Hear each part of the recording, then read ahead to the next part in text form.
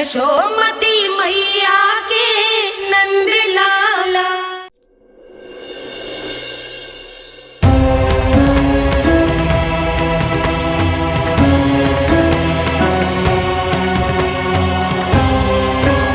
इससे पहले कि मैया को संदेह हो जाए, मुझे जाना होगा शनिदेव।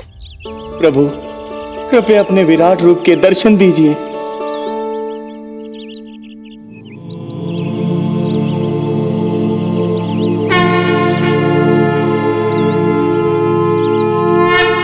सशंख चक्रम सकिरीट कुंडलम सबीत वस्त्रम सरसीरुहेक्षणम् सहारवक्षस्थलशोभिकौस्तुभम् नमामि विष्णुं शिरसा चतुर्भुजम्।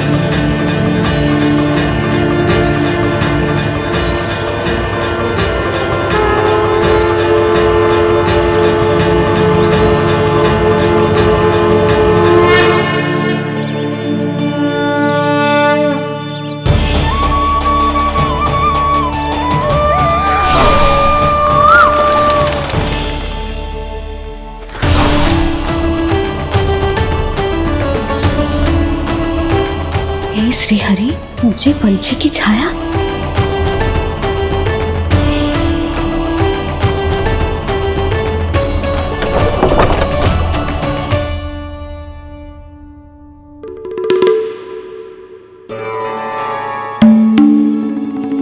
यशोदा, क्या हुआ?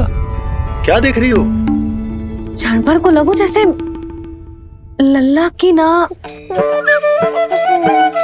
कोई पंछी की छाया हो। पंछी?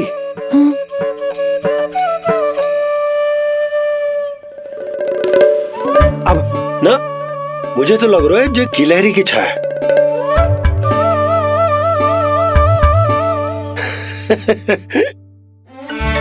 यशोदा, बालक नीलमणि है और बालकों वाले काम तुम कर रही हो।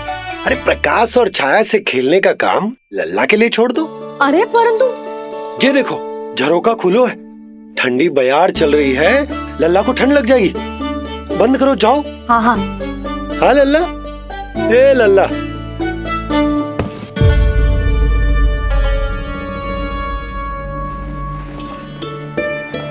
आज सब कितने सज धज के आए थे तुझसे मिलने के लिए, जैसे दीपावली हो। अरे लल्ला, सिवाय इनके देखो।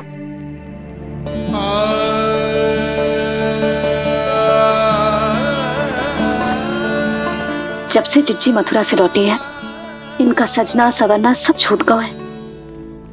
मैया, तब तो हमें अवश्य ही कुछ करना चाहिए। सुनो जी, हमें अवश्य कुछ करना चाहिए। जे इसे देखो, ना तो जे थको है, ना इसकी आंखों में नींद है। हो सकता है इसका भी मन हो अपनी बड़ी माँ से बात करने का।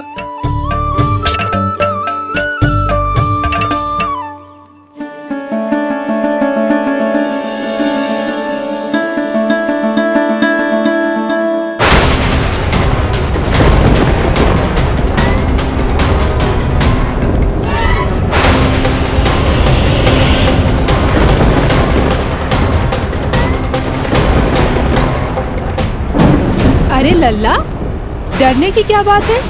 बस थोड़ी आंधी तो है।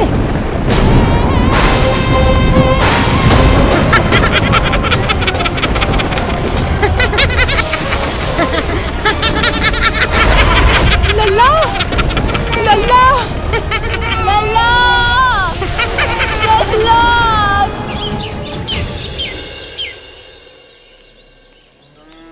जिज्जी, अरे यशोदा, नंद भैया। चिच्ची, ये नीलमणि के षष्ठी पूजन का उपहार है।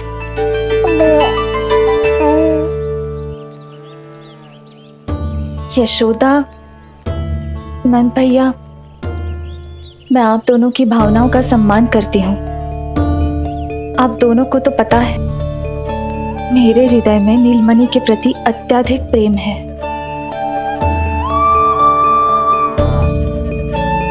यशोदा, तुम तो जानती हो मैं ऐसे वस्त्र नहीं पहनती। स्त्री का श्रृंगार उसके पति से होता है और मेरे पति तो उस महादुष्ट कंस के कारागार में बंदी है।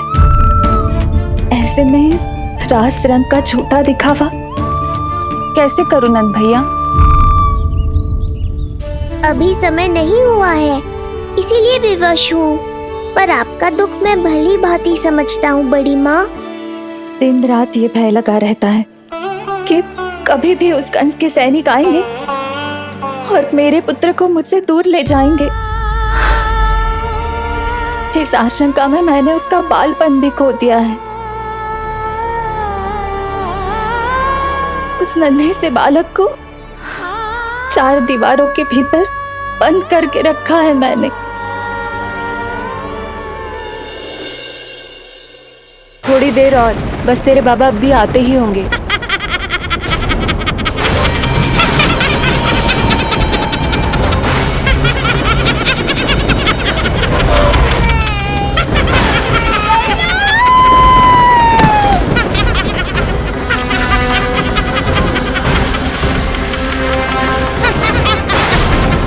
भाभी, आपका पुत्र हमारे नीलमणि का बड़ा भाई। आप उसे खुली हवा में सांस लेने दें। मेरा विश्वास करें, आप दोनों गोकुल में पूरी तरह सुरक्षित हैं। चिच्ची, नारायण के घर देर भले ही है, किंतु अंधेर ना है। बस कुछ समय का कष्ट और है चिच्ची, फिर सब ठीक हो जाएगा। और ये देखो, नीलमणि स्वयं आओ है आपको उपहार देने के लिए। इसे भी मना करोगे आप? नीलमणि, बस आज हट मत करना। मैं तुम्हारी ताऊ जी से मिलूंगी ना, तब नए वस्त्र गहने सब पहनूंगी, साज श्रृंगार करूंगी। तब पूर्ण अधिकार से देना तुम अपना उपहार, किंतु आज नहीं। बड़ी प्रसन्नता की प्रतीक्षा में छोटी छोटी प्रसन्नताओं को त्यागना नहीं चाहिए बड़ी माँ। जीवन तो परमात्मा का उपहार है, उसे जीना चाहिए। चिच्ची, बड़ी प्रसन्नता की प्रतीक्षा में जीवन की छोटी छोटी प्रसन्नताओं का त्याग ना करना चाहिए। जीवन तो परमात्मा का उपहार है, जीवन तो जीना चाहिए। नंदराज, नंदराज, नंदराज, क्या हुआ? भोला, बंसी, तुम दोनों यहाँ? जी वो उपनंद जी ने कही थी कि आपको वार्षिक कर के बारे में स्मरण करा दूं, इसलिए हम दोनों चले आए। अरे हाँ, नीलमणि के आने की प्रसन्नता में मैं तो भूल ही गया था। अधिक देर होने पर कंस की दृष्टि में आने का संकट। कोई ना, मैं कल मथुरा जाकर कर जमा करा दूं। अरे किंतु कल तो लल्ला का पालना उत्सव है। सुनो जी, शीघ्र ही आना। भैया, हो सके तो अपने भैया और बहन देवकी का समाचार भी पूछ लीजिएगा। जी भाभी। इस बार कछु समस्या नहीं होनी चाहिए। ये बार आज मथुरा से कछु अतिथि आए थे, उन्हें पता चलो है कंस ने राजा वासुदेव और रानी देवकी को कारागार से बाहर निकाल लो है और अपने महल में रख लो है।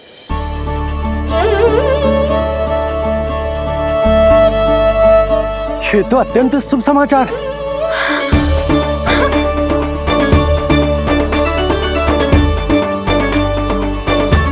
तुमने पहले क्यों ना बताया? हमें लगो आपको पहले ही से पता होगी महाराज। अच्छा ठीक है, जाकर तैयारी करो, कल तुम दोनों भी मेरे साथ चलोगे। जाओ।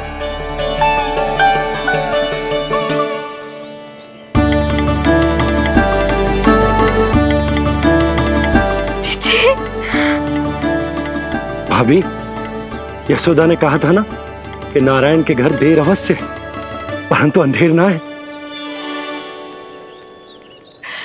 प्रतीत होता है हमारा नीलमणि सबके लिए सौभाग्य लेकर आया है। सच्ची भाभी, नारायण का वरदान है जय बालक। भाभी, अब हमें चलना चाहिए। और हाँ, कल वसुदेव भैया और देव की भाभी से बिना मिले वापस ना आऊंगा मैं। उन्हें कह दूंगा और बता दूंगा कि कितना स्मरण करते हो आप उन्हें। चिच्ची, शुभ समाचार मिलो है। अब तो जो उपहार स्वीकार करना पड़ेगा। हाँ यशोदा, अत्यंत शुभ समाचार आया है और अपने साथ ही आशा भी लाया है कि अब शीघ्र ही उनसे मिलना संभव होगा।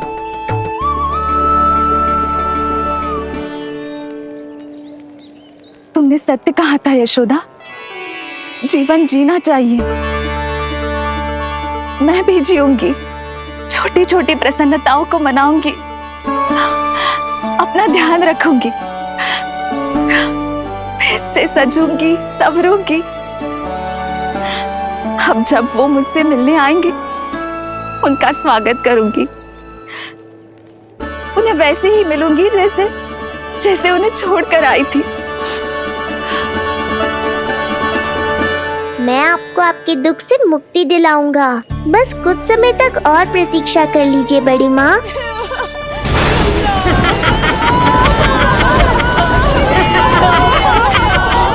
कब तक बचेगा शिशु विष्णु? आज नहीं तो कल तू मेरा निवाला अवश्य बन जाएगा। कल तुमसे भेंट होगी पूतना। कहाँ है तू शिशु विष्णु? शीघ्र ही तुझे आहार बनाऊंगी मैं। तुमने बहुत दुष्कर्म कर लिए पूतना। अब तुम्हारे आतंक का अंत करूंगा मैं।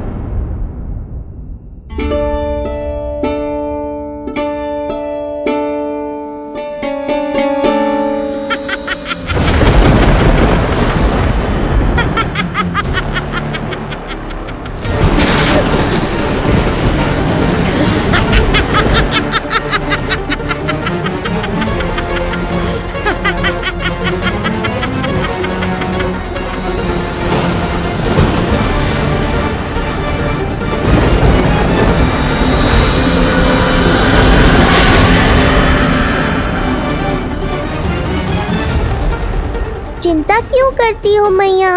मैं हूँ ना।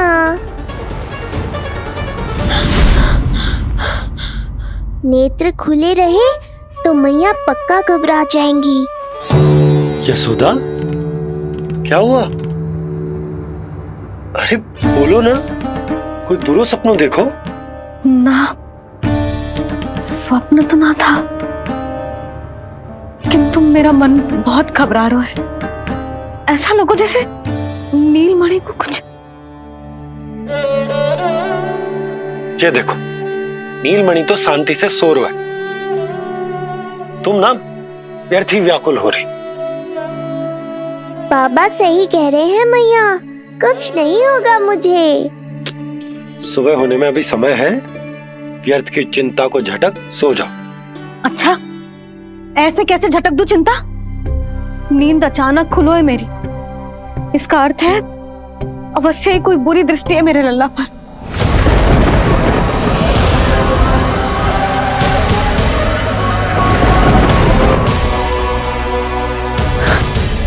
आप भी कल जा रहे हो मथुरा? सुनो जी, जाना आवश्यक है, रुक ना सकते आप? कर जमा करानो है यशोदा, कल अंतिम दिन है। यदि वो निकल गए तो नारायण ही जाने वो कंस क्या करेगा। जानो आवश्यक। पिछले 6 दिन से नित्य कोई ना कोई कर्मकांड संस्कार चल रहा है, इसीलिए तुम थक गई हो। तनिक विश्राम कर लो, सो जा। देखो नीलमणि भी यही कह रहा है कि मैया मोरी विश्राम कर लो, सो जाओ। कल मेरो पालनोत्सव मनानो है कि ना? सो जाओ।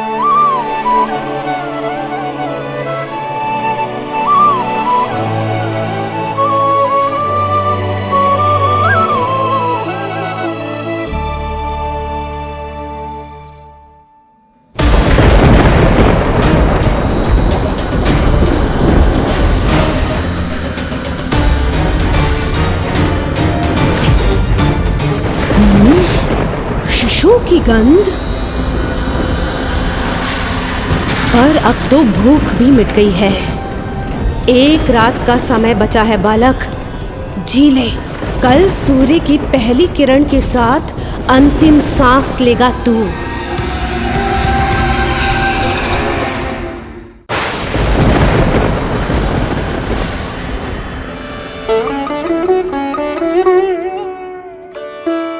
संतान के लिए मैया का कैसा अद्भुत प्रेम है ये।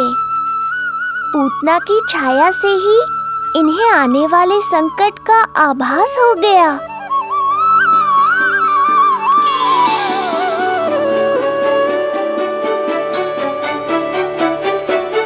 जब कोई बैलगाड़ी से यात्रा करता है तो गाड़ी पर चढ़ते ही सामान की गठरी नीचे रख देता है। उसे पूरे समय अपने सिर पे ढोते हुए यात्रा नहीं करता। उसी प्रकार आप भी अपनी चिंता की गठरी मुझे सौंप दो मैया, मैं सब संभाल लूंगा। जैसे आप थपकी देकर मुझे सुलाती हो, वैसे ही आज मैं आपको सुलाऊंगा।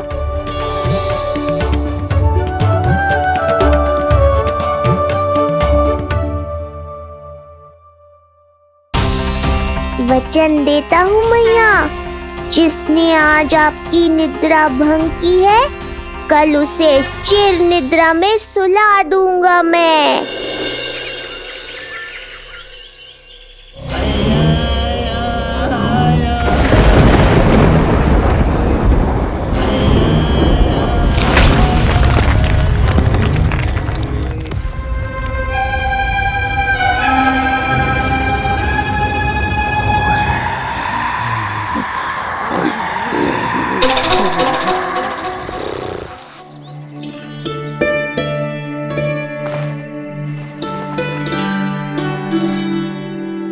गाड़ी तैयार है नंदराज जी।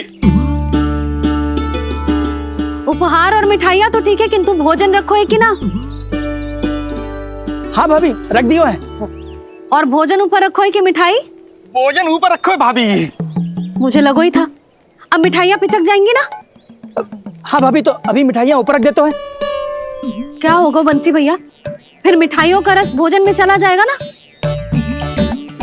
मैया ऐसे पूछताछ करोगी तो हड़बड़ा तो जाएंगे ही। अरे भोला बंसी, अरे भोजन और मिठाइयों को अलग अलग रखो भाई। यही कह रही हो ना यशोदा? अरे वाह, आज हमारा राजकुमार जल्दी उठ गए हो। इसे भी पता है पालना उत्सव में इसके बाबा ना होंगे इसके साथ, इसीलिए विदा करने आ गए। फिर कोई ऐसो कर्मकांड ना होगो जब मैं ना हूं। बस आज जाने दे लल्ला, सबको जाकर अपने हाथों से मिठाइयां भेंट करूंगा और सबको बताऊंगा कि इतना सुंदर, इतना प्यारा लल्ला का बाबा बन गया मैं।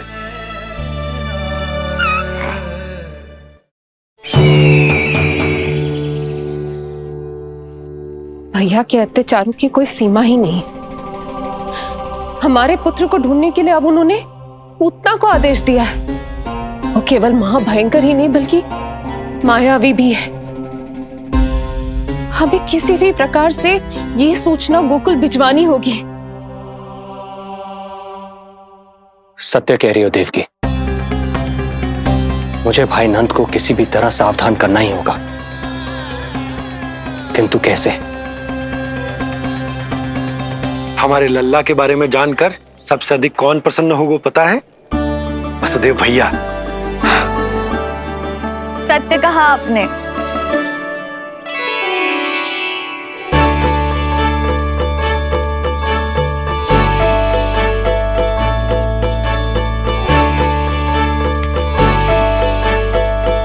बड़ी माँ, नए वस्त्रों में ये हुई ना बात। बहुत बहुत अच्छी लग रही हो रोहिणी जीजी, सच्ची।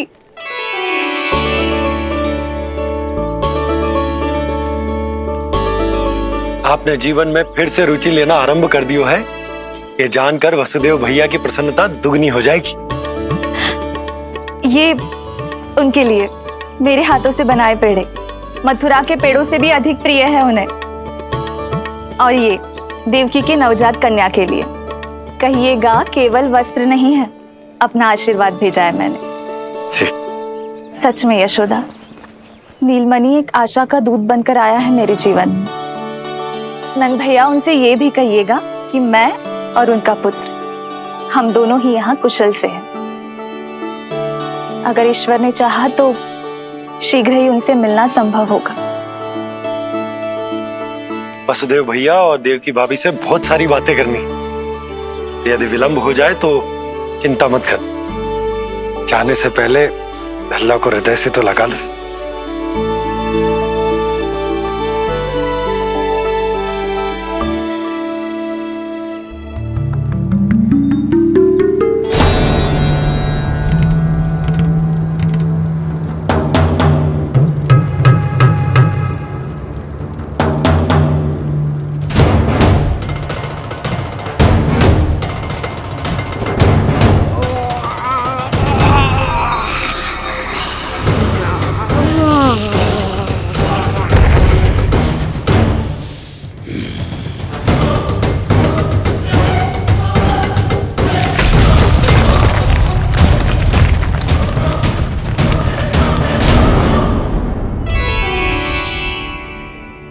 कछु विचित्र सो क्यों लग रहा है मुझे? बाबा, आपका पुत्र है ना यहाँ, सब कुशल मंगल ही होगा।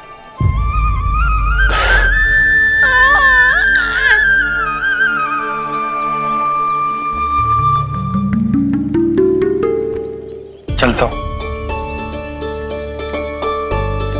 ध्यान रखो।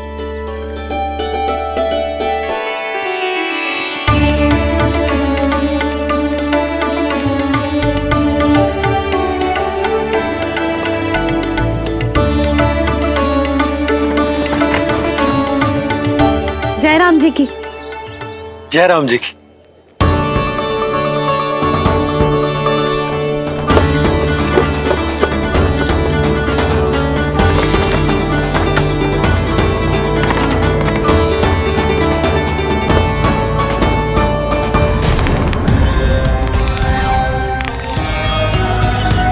कहाँ से आरंभ करूं आज? रजपुरा, रानी घाट, देतिया, बरसाना या गोकुल?